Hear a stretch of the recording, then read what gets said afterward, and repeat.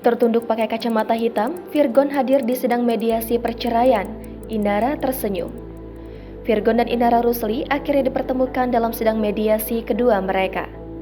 Dikutip dari Tribun Manado, sidang mediasi perceraian Virgon dan Inara Rusli digelar hari ini, Rabu 7 Juni, di Pengadilan Agama Jakarta Barat. Momen ini menjadi pertemuan perdana Virgon dengan Inara Rusli setelah isu keretakan rumah tangga keduanya mencuat di sosial media.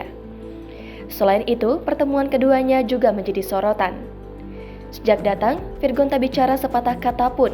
Dirinya hanya tertunduk sembari terus berusaha melalui kerumunan awak media.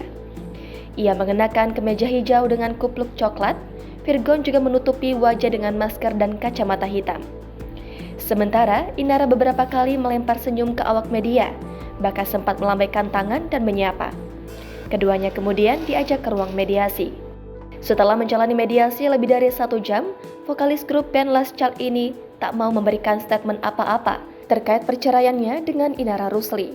Dia pun hanya meminta doa agar semuanya dapat berjalan dengan lancar. Saya nggak mau banyak statement apa-apa. Semuanya detail aja. Di tangan secara hukum segala macam nanti selain semuanya ke acara nama statement banyak-banyak karena sebenarnya untuk masa depan anak-anak saya.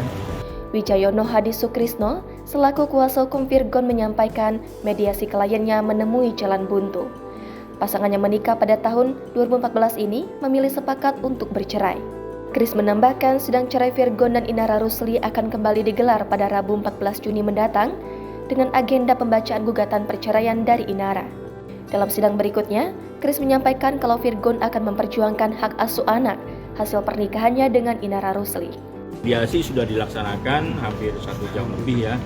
Jadi diskusi banyak hal, tadi keterangannya seperti itu dari hakim mediator dan mediasinya itu gagal. Jadinya tidak ketemu titik musyawarah antara kedua belah pihak.